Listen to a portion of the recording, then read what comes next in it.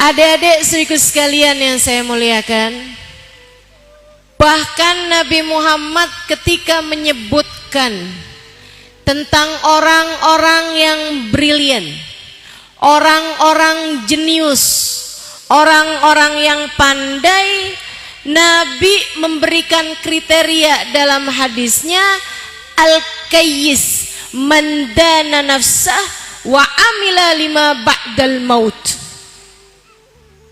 Al-kayyis, kata Nabi, man dana nafsah, orang yang jenius, orang yang pandai, bukan yang hafal berbagai macam ucapan orang, bukan yang dapat menghafal berbagai macam rumus-rumus.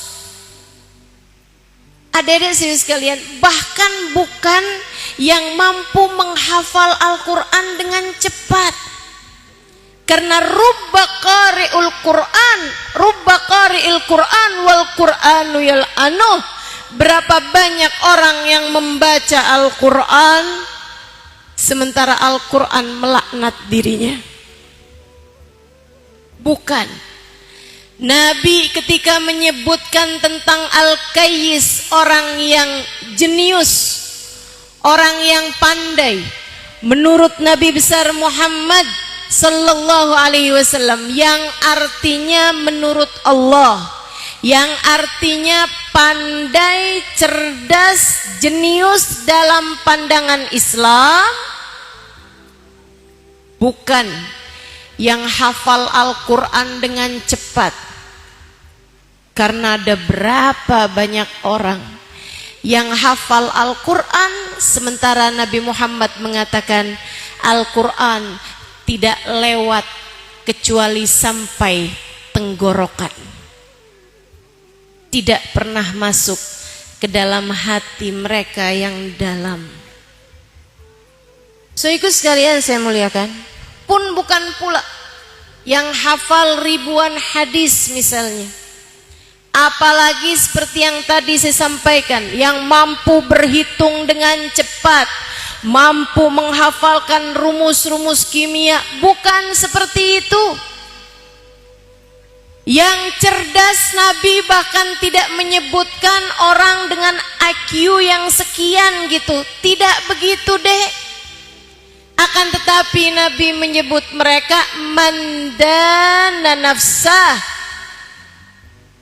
orang yang cerdas, orang yang selalu menghitung-hitung untung rugi bagi dirinya sendiri, orang-orang yang berpikiran panjang.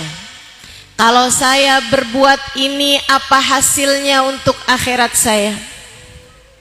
Kalau saya berbuat begitu, apa hasilnya untuk akhirat saya? Ini kata Nabi Muhammad, pandangannya panjang. Dia tidak hanya orang yang memikirkan 10-20 tahun yang datang. Disebut istilah orang zaman sekarang revolusioner. Orang yang pandangannya 10 tahun ke depan dia udah tahu ini akan apa nih bergeraknya dunia ini. Bukan. Orang yang cerdas, yang pandai, yang jenius, yang pandangannya jauh ke depan hingga 500.000 tahun yang akan datang, saat ia sudah berada di padang mahsyar. Merekalah orang-orang jenius yang selalu memikirkan nasibnya kelak di akhirat. Dan karenanya ia selalu menghitung-hitung dirinya sendiri, menghisab-hisab dirinya sendiri, introspeksi dirinya sendiri, bertaubat atas segala dosanya untuk setiap kali dia melakukan perbuatan dosa, memperbaiki diri hari demi hari, hari demi hari, menanti saat-saat perjumpaan antara dia dengan Allah subhanahu wa ta'ala Tuhannya. Haula al-kayyisun, mereka itulah orang-orang pandai, mereka itulah hamba-hamba brilian, mereka itulah pemenang-pemenang kehidupan. Adakah kamu adik-adik santri salah satu di antaranya? Adakah kamu orang yang ketika datang laki-laki yang bukan mahram mendekatimu, mengajakmu berpacaran, kamu berkata kepadanya, maaf, saya tak punya kehidupan lain untuk saya jalani, dan ingin saya jalani dengan cara yang terbaik. Dan yang saya tahu, cara terbaik adalah hidup bersama Allah. Cara terbaik adalah hidup di jalan Allah. Sementara pacaran adalah hidup bersama setan, adalah menempuh jalannya setan, sebagaimana yang disampaikan baginda Nabi besar Muhammad, ma khala rajul wa imra'ah illa wa syaitan thalithuhuma. Tidaklah berdua-duaan laki-laki dengan perempuan yang bukan mahramnya, melainkan yang ketiganya adalah setan. Dek, orang yang mau-maunya pacaran, berdua-duaan, padahal santri, ini adalah orang-orang yang bukan orang pandai, atau gampangannya kita bilangin dah, yang mau-maunya mengerjakan yang haram, padahal dia tahu itu adalah perbuatan yang dimurkai Allah. Maaf, ini adalah orang yang bahlul.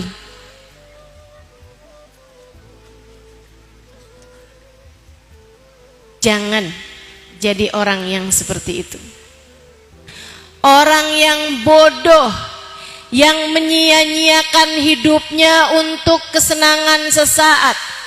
Apalagi urusan pacaran, dek, saya lihatnya udah bener-bener nih.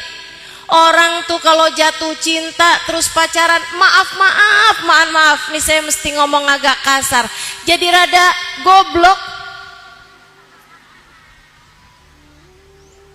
Itu emang bener-bener jalannya setan, adik-adik saudaraku sekalian. Sampai orang tuh kalau pacaran sampai jadi nggak takut lagi sama setan, udah temenan.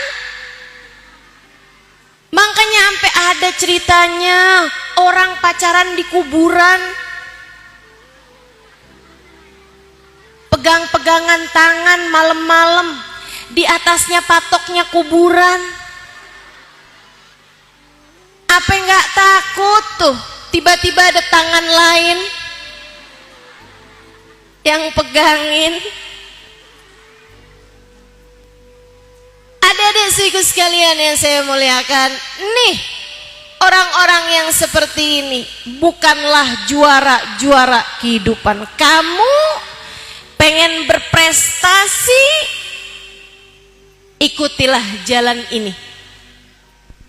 Ikutilah jalan menuju kesuksesan dalam pandangan Allah. Ikutilah jalan menuju kemuliaan yang diajarkan Rasulullah sallallahu alaihi wasallam. Sukses di akhirat, man zuhziha anin nar wa udkhilal jannah.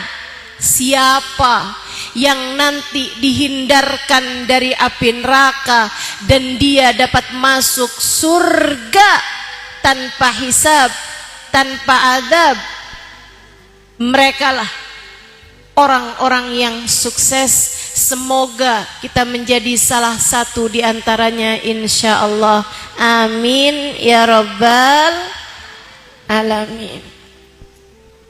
Adik-adik saudaraku sekalian, karena gambaran suksesnya seperti itu, maka dek, tanpa memandang indeks prestasi, tanpa memandang anaknya siapa, tanpa memandang keturunannya siapa, tanpa memandang ilmu yang berhasil dihafal sampai seberapa, Jika batasan pencapaian adalah man zuhziha 'anil nar wa udkhilal jannata faqad faz, semua dari kita punya kesempatan yang sama. Semua dari kita punya kesempatan yang sama. Saya, kamu, para ibu nyai, para ning, atau yang bukan seseorang yang bernasab dengan orang-orang mulia. Siapapun dari kita punya kesempatan yang sama untuk bisa meraih kesuksesan di akhirat nanti. Adik-adik saudaraku sekalian, Islam mengajarkan hal yang seperti ini. Lihat bagaimana Bilal bin Rabah mencapai pencapaiannya. Bilal, budak laki-laki hitam yang digelandang di padang pasir panas kota Mekah, dicambuki hingga berdarah-darah. Marhaban bil qaili adlan, marhaban bisolati ahlan marhaban. Cerita Bilal kemudian azan, karena Bilal adalah tukang azan pertama.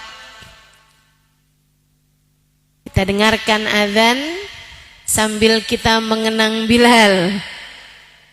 Semoga Allah tak menghalangkan kita dari keberkahan Sayyidina Bilal bin Rabah, insyaallah, amin ya rabbal alamin. Marhaban bil qaili adlan, marhaban bisalati ahlan, marhaban, Allahu akbar, Allahu akbar.